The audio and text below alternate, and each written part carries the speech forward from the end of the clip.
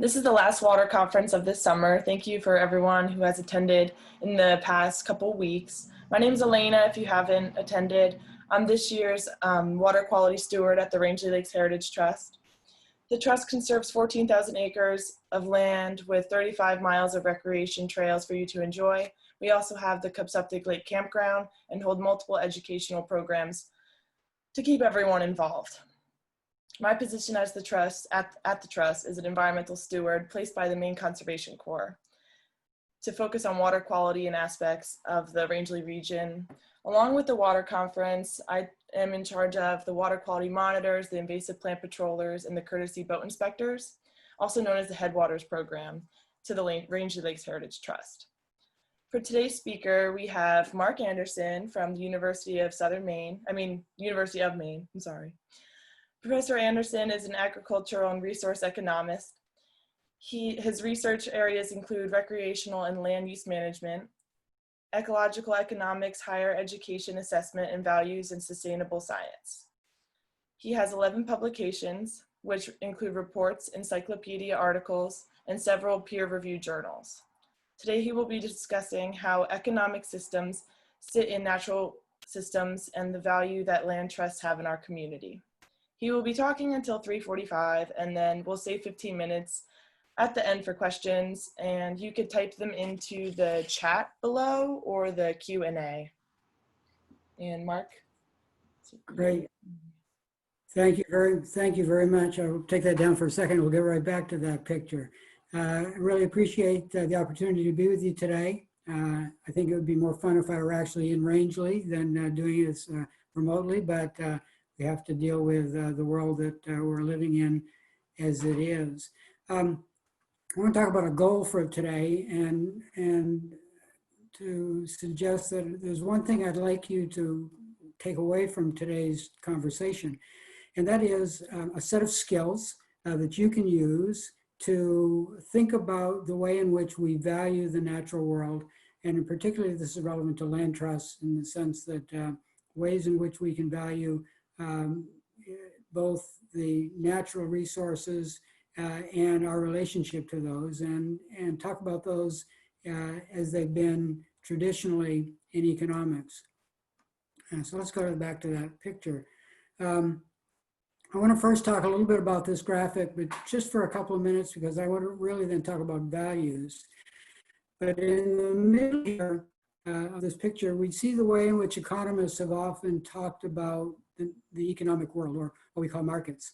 And in economics, for decades, economists have worried about this flow of money from markets to households, to markets to firms, and in return, the flows of goods and services in the other direction. And value in this world of economics, in this simple model, is represented by dollars. So we say that the value of the goods and services that are traded is measured by the dollar value that's exchanged between firms and households in these different markets. But about 45 years ago, a group of economists who became ultimately known as ecological economists said that's a nice picture of the way in which the world of economics works, but it's very limited. And in fact, we need to think about this economy that I've drawn in the box here as something that sits in the middle of the natural world. And economists who are this type, ecological economists, said important is this boundary between nature and the economic system that humans have created. And that boundary is essentially the source of all the goods and services that we have, but a lot of things happen there that don't get valued in dollar terms. And so that's what I want to talk about today, is the way in which dollar values are just part of the story. Let me go back to that graphic in just a minute.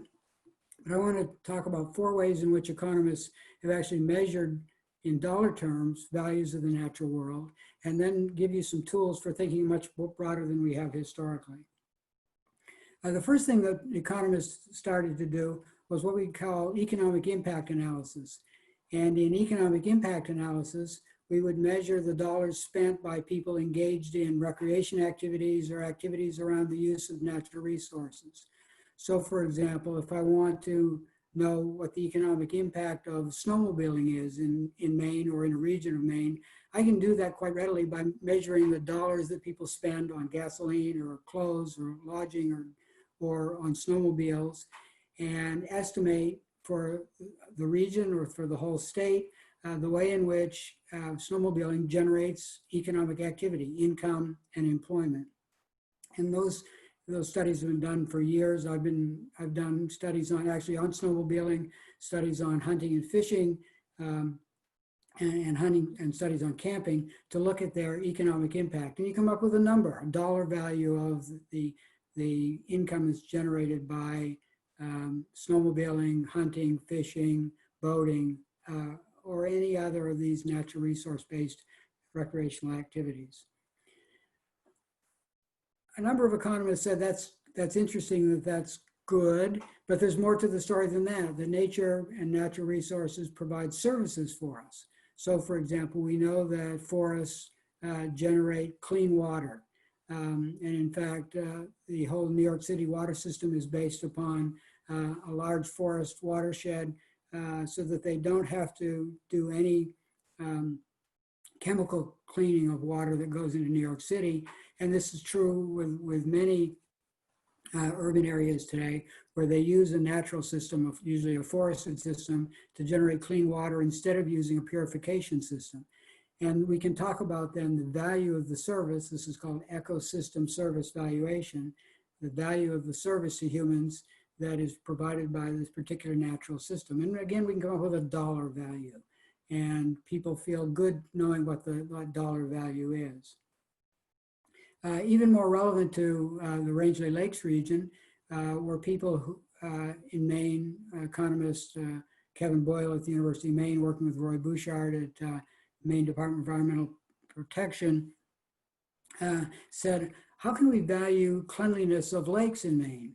And one of the ways in which they did this was using a technique called spatial hedonics, where they estimated the way in which the value of cleanliness in lakes or water quality gets translated into property values. And unsurprisingly, cleaner lakes have higher values of lakeside property than dirtier lakes. And this has been demonstrated, and we can put a dollar value on what that cleanliness does in terms of the capitalized value of real estate around lakes. So another attempt to use those market signals to talk about the value of natural resources. And finally, economists said, there's a lot of stuff that doesn't get traded in markets from the natural world that we ought to be able to value as well. In other words, people go out and enjoy nature just by sitting in lakeside and enjoying the vistas, or climbing mountains, using hiking trails. But these are services which are not traded in markets, and therefore there's not this traditional market value, market price that can be used to assign a value to the resource. And this led to something called contingent valuation techniques, where people were given a hypothetical market situation and asked to say how much they'd be willing to pay for a particular service. And we've used this to measure lots of recreation and other outdoor values of the natural world. So those are attempts, which we've seen a lot of. Let's go back to this graphic. Those are attempts to see if this dollar value that we get from markets in traditional economic thinking can be applied to natural resources and environmental quality in unusual and unique ways that aren't directly related to these market transactions that we see here. But it turns out that that's just a little piece of the value picture. And what I want to give you today then is a tool. Let's see if we can advance this graphic here.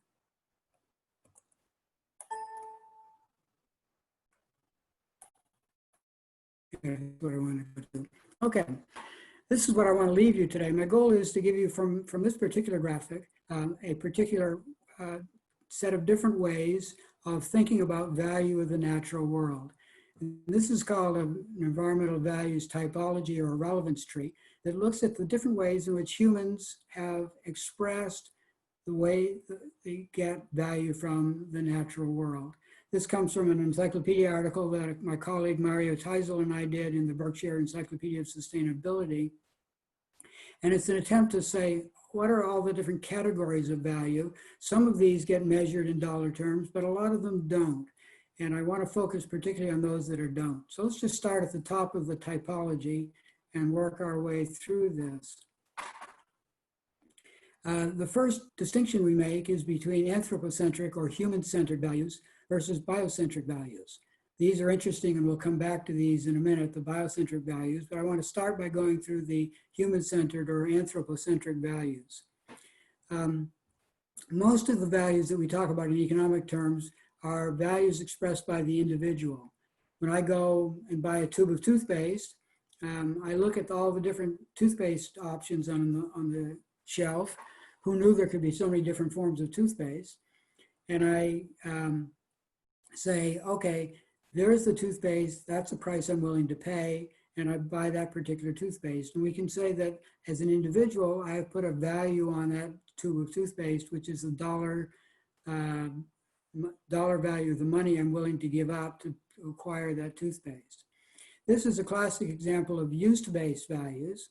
In other words, I buy the toothpaste or I value it, it's important to me because I'm going to use it.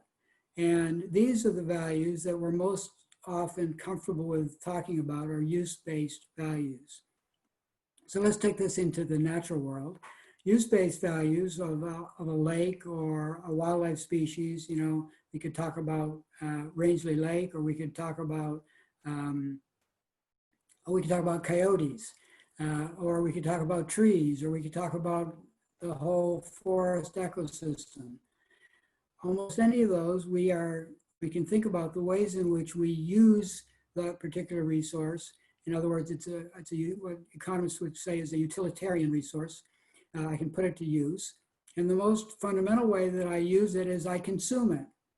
So when we talk about hunting and fishing, if I shoot a coyote, or if I shoot a deer, or if I catch a trout, that particular animal that I've captured, hunted, fished, I have consumed it because I want to use it, I want to eat it, or I want to use the pelt, or whatever my motivation is. I've consumed it, and somebody else therefore cannot. In other words, it gets used in the process of, used up in the process, and we call this an excludable good. In other words, once I've used it, that excludes other people from being able to use it. And all of those dollar values that we see in markets are almost always an example of consumptive use. And we see plenty of these consumptive use values in the natural world. And those are easy often to put a dollar value on. A little harder is this next category we call non-consumptive use values. So this is where I go out and use the particular resource, but I don't use it in a way that prevents you from using it also. So I can sit on a dock at the edge of the lake and look at the vista, look at sunset, or look at sunrise, depending upon my perspective of my chair. And you can do the same thing tomorrow, and somebody else can do the same thing the next day. So I haven't consumed the good, but I have used it to generate for me well-being or utility, and I'm going to value that existence of that particular vista because it generates this well-being for me. And in fact, this process that I call contingent valuation is often used to try to put a dollar value on these non-consumptive uses of the natural world. The interesting thing is, a lot of times there is conflict between consumptive and non-consumptive uses. We like to think that, we like to talk about in recreation and outdoors world and forestry, we like to talk about multiple use management. But in fact, in a lot of cases, one person's use, particularly say a consumptive use, may preclude somebody else's non-consumptive use. And this is particularly true with wildlife. And let me go back to the coyote example to think about that. if I, which is common in Maine, we have an open season in Maine on coyote hunting. If I think that coyotes are a threat to deer, I'm a deer hunter, or I just like to practice my hunting skills, and I hunt coyotes and I shoot coyotes and take them out of the woods. What I've done is I've had this consumptive use of the resource, and that's valuable to me. That's something that I can express contributes to my particular well-being. But if I'm someone who likes to watch coyotes or likes to sit there at night on the dock and listen to the coyotes howling, packs of coyotes in the woods behind my house do this, and I enjoy that, and that generates the value for me, that's a non-consumptive use value. But if that particular pack has been hunted, so it's not there anymore, the consumptive use values have conflicted with the consumptive use values.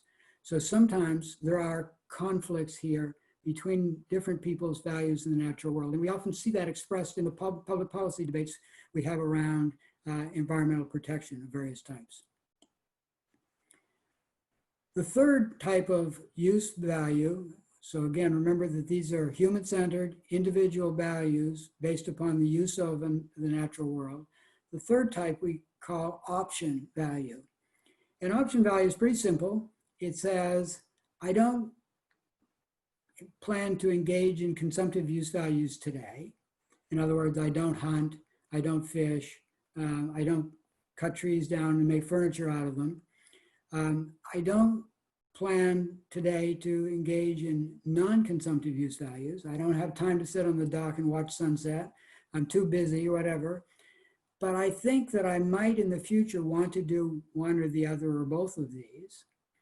We say that I have an option value. In other words, it's valuable to me to make sure that those things are there in the future so that I can take advantage of them where I want to do that at some time later. We call this option value because I like to keep open the option to use these particular resources at some point in the future. So I'm forward looking in time, and that can be a value that I'm willing to pay for. The fourth use value is scientific, and this is the value that comes from using natural resources to generate information, perhaps, about the way the world works, or to get something which is even more particular use, say some plant that has medicinal values. So a lot of our pharmaceuticals still today are ones that have their genesis in tropical plants. And so having those available means that they have scientific value for the future. And it's different than the option non-consumptive or consumptive use values.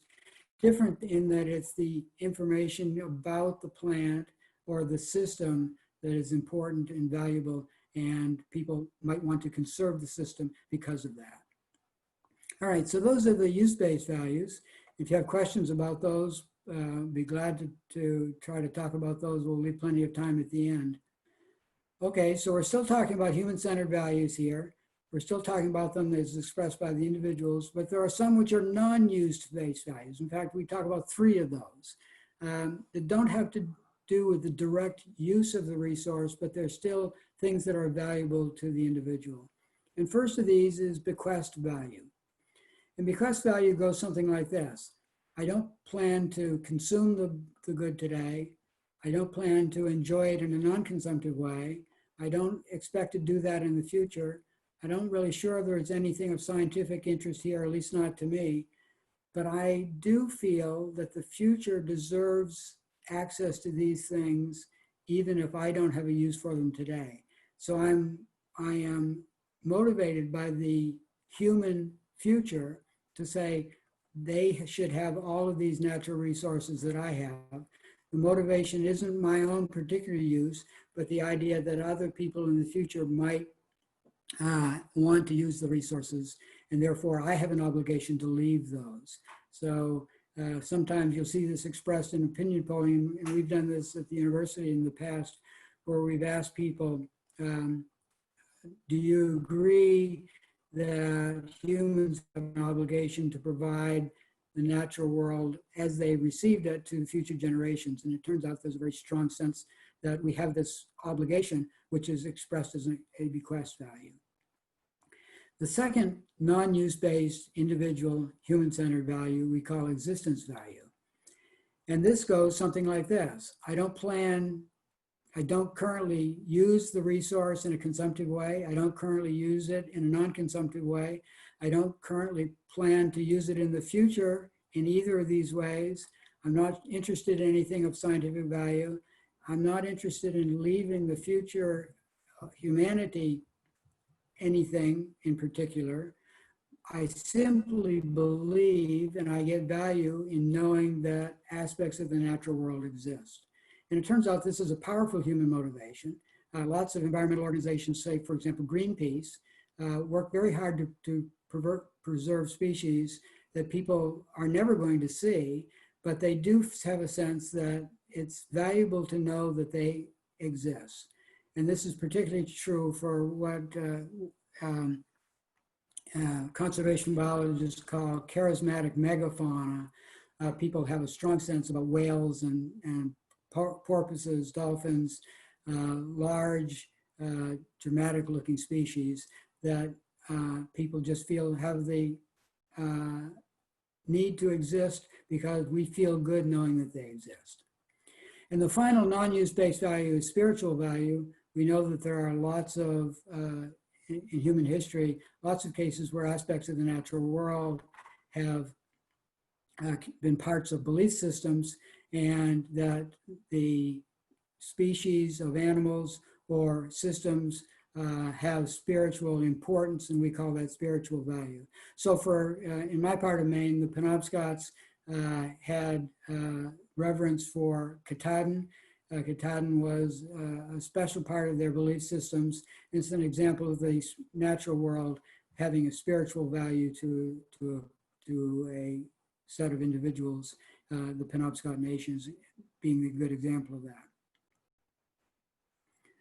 Okay, so those are what we call the individual human-centered values. We also have a group of what we call communal human-centered values. In other words, they're values not expressed at the level of the individual, but at the level of the community. In other words, they're shared values that contribute to the sense of community well-being. Sometimes this is referred to by sociologists as sense of place. And there's two types of those. One we call natural communal values. And these are values that have to do with the way in which the natural environment helps define people. And we find that particularly people who grow up in naturally dramatic, beautiful, well-endowed places, even if they move somewhere else in their lives, they'll always feel connected to that sense of place because it helps define their idea of community. And then we have a different category which are related, but we call these cultural. And these are the ways in which values define not necessarily the sense of place, but the culture of that place. So for example, I think the Rangeley Regional High School teams are called the Lakers. So the lakes of the region help define that cultural sense. When the Old Town schools dropped the name of their sports teams of Indians and looked for a replacement, they called themselves the Coyotes. The sense of, there was something about that, the Coyote, that helped for them define their sense of their culture, the way lakes help define it for Rangeley Lakes.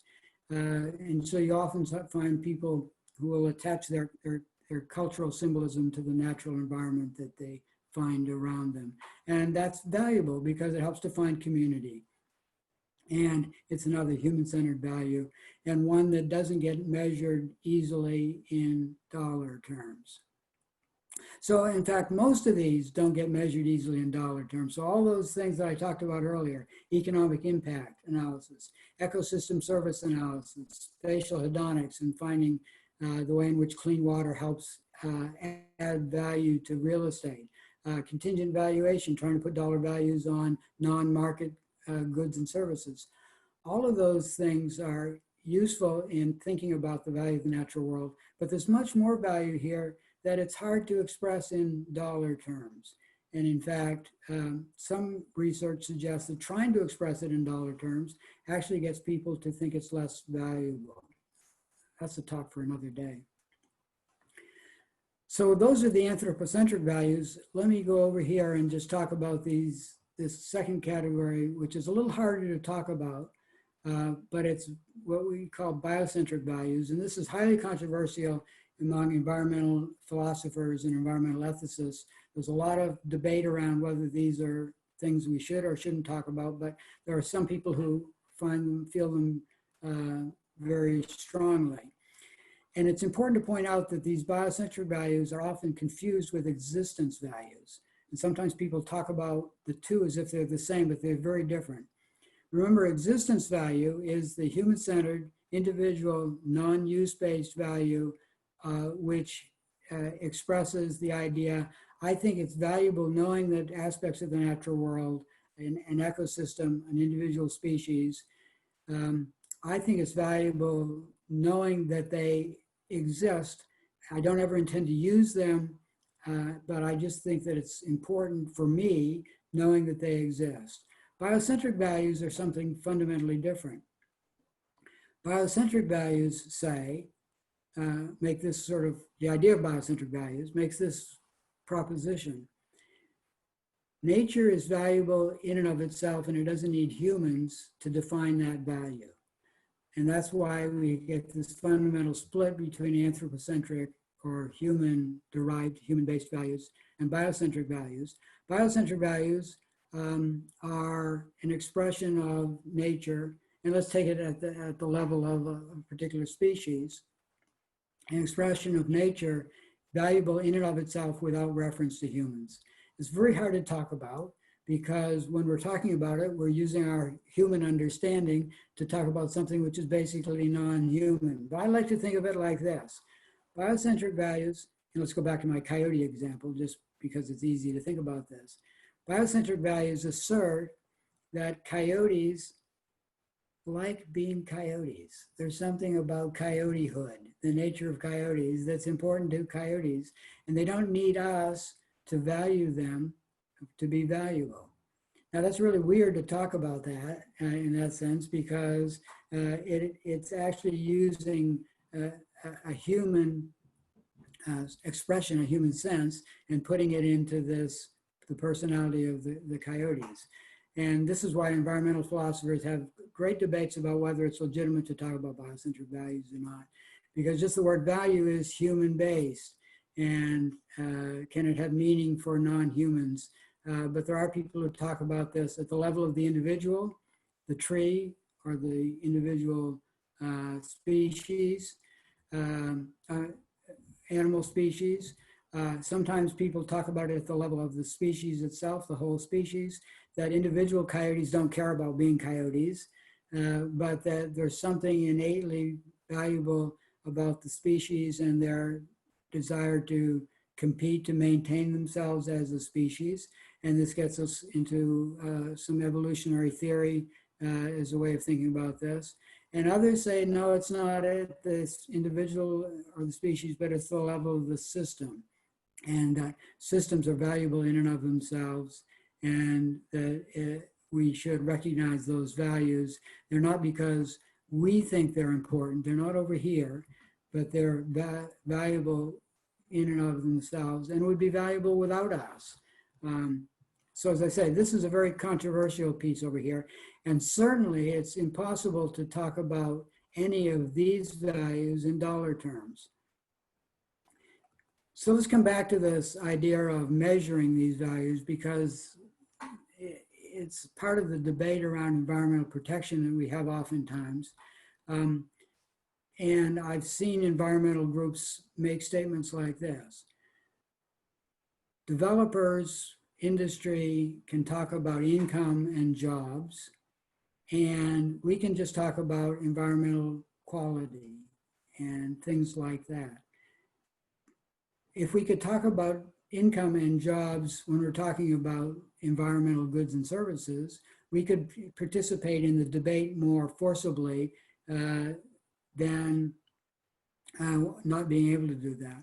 But once we go down that road of feeling like we can only talk about the dollar value of the natural world, then we lose a lot of the things that are going on in this particular graphic. In other words, because so much of that's here is hard or impossible to measure in dollar terms, if we only are going to talk about and debate environmental goods and services using money flows, then we're talking about leaving behind a number of these different types of values.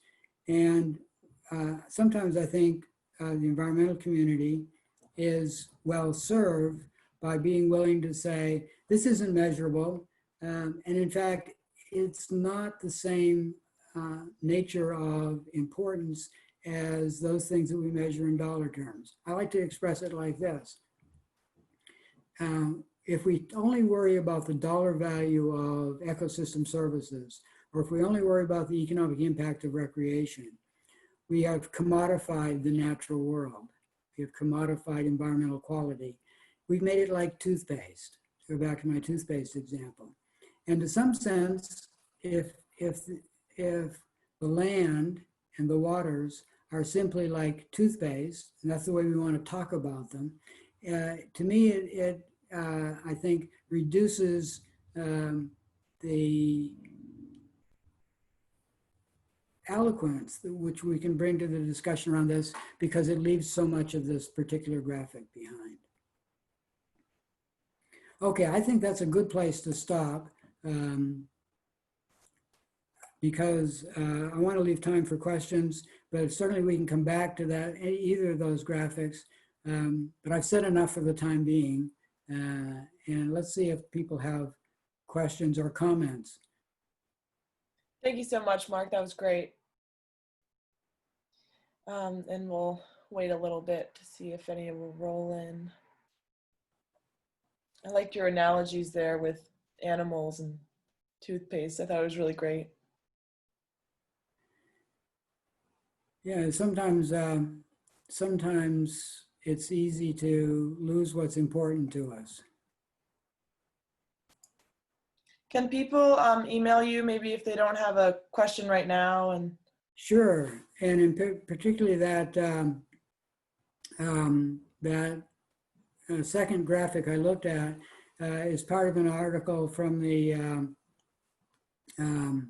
Berkshire Encyclopedia of Sustainability, and it talks about that. It's an earlier version of that graphic. This one actually is a little better.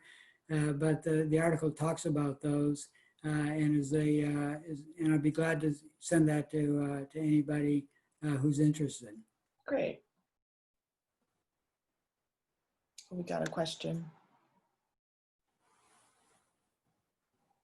Would it be appropriate to consider keystone species when thinking about biocentric value for a given ecosystem, or maybe nitrogen fixing bacteria for the legumes? Legumes, Yeah. mm-hmm. Sure. I mean, and the nice thing about biocentric, that idea of biocentric values is it says that we don't have to think about things that are important to us, because it's recognizing that these aspects of the natural world are worthwhile without reference to us. And so keystone species, because the idea of keystone species is that they do so much to generate the natural world that's of value to other species. We can think about them as being valuable to themselves, but also valuable to the other species. And again, they doesn't need our recognition for that to be valuable. So sure, that we can think about that interwoven fabric out there and how important it is, the way in which those different things interact, and how much we don't understand. And by not understanding, by recognizing our lack of understanding is another way of recognizing those biocentric values. Great. Good thought.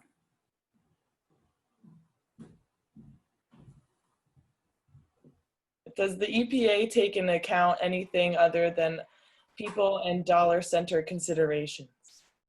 That's a great question. Actually, one of the things that came out of let me get the timing right, 1980s in environmental quality, and in particular US EPA rules and regulations, is that they're driven now by benefit cost analysis. And in fact, the way in which regulations are developed and approved on a whole host of things, pesticide regulations, water quality regulations, air quality regulations, is by statute, they're required to use benefit cost analysis. So in fact, if it cannot be quantified in dollar terms, it doesn't get included in US EPA regulatory processes. So that's a good question. And this is part of the regulatory reform that occurred in somewhere between 1980 and 1984. So it's been a long time this way. The controversies are around what should be measured and how those things are measured, but everything is measured in dollar terms. This has been particularly true with things like pesticide regulation. In trying to measure the environmental impacts of pesticides when there is difficult to demonstrate in epidemiological terms impacts of pesticides on human health, then it's been a challenge for people who are concerned about health-based issues to raise them, because they don't have the basis in the data to make those economic calculus considerations. And so it is only in the case of dollars and cents and using what's called benefit cost analysis. And there's a whole bunch of issues around problems created by benefit cost analysis. One exception to that, and it's the Endangered Species Act. So we go back to 1972, maybe. So the Endangered Species Act at its core is an expression of non-economic value, in the sense that although it was softened in some later revisions of it, the primary focus of the Endangered Species Act is preservation of species, whether or not it generates economic value. And it continues to be controversial. We've had lots of big controversies around Endangered Species Act designation. And one in Maine is around salmon, the federal effort to make Atlantic salmon in Maine, put them on the endangered species list, and resistance in certain communities because of the economic impact of doing that. So that's the one example where we don't use benefit cost analysis. Benefit cost analysis is pretty straightforward. It's saying that for everything we can measure in dollar terms, we're going to add the benefits, we're going to subtract the cost, and try to do this over time, over the next 20, 30, or 40 years. And it's conceptually very simple, but it's in practice extremely difficult to do. Great question.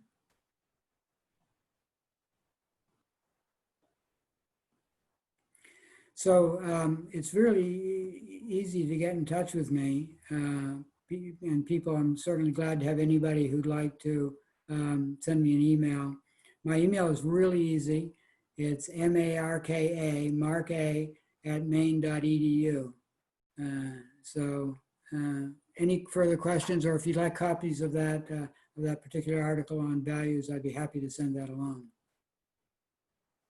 Great. Thanks so much, Mark. You're welcome. Thank you. Pleasure to be here. Bye, everyone.